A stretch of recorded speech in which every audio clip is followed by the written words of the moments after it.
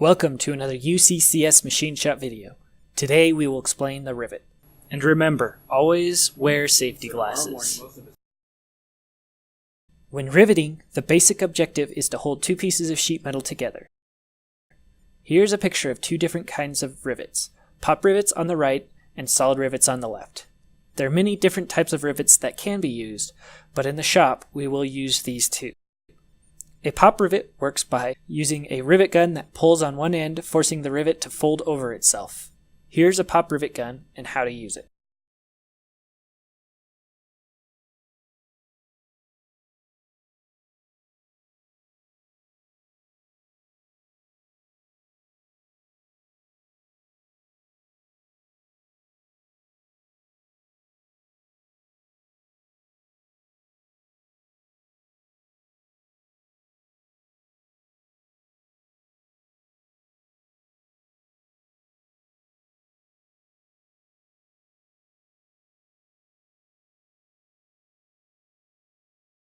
A solid rivet works by smashing the ends of the rivet and expanding it over the pieces of metal.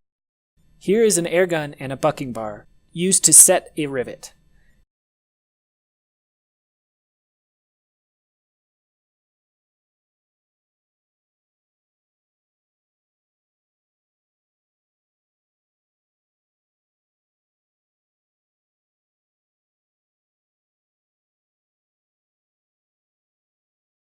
Using the bucking bar next to the rivet and the hammer on top, the two sheets are forced together and simultaneously the rivet gets forced all the way through the hole.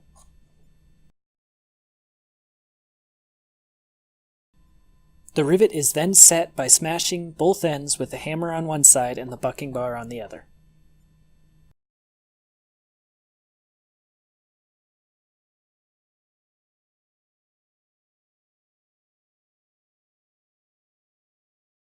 Three common issues with using a rivet are over-riveting, under-riveting, and mushrooming. Over-riveting occurs when the rivet has been flattened and loses its holding strength. The rivet needs to be drilled out and redone. Under-riveting occurs when the rivet is smashed a little bit, but not enough to hold the two pieces together. There is a greater chance of the rivet working itself out. If this occurs, just use the air hammer to set the rivet. Mushrooming occurs when there is a gap between the two pieces of metal before setting the rivet. The rivet expands in between the two pieces of metal, and the gap cannot be removed unless the rivet is drilled out and redone.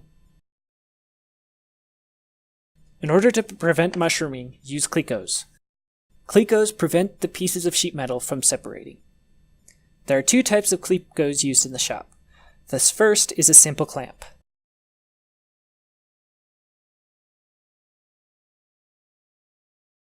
The second holds the pieces of sheet metal together through a hole as shown.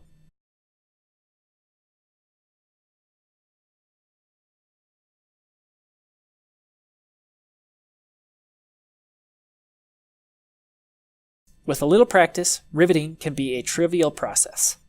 Thanks for watching.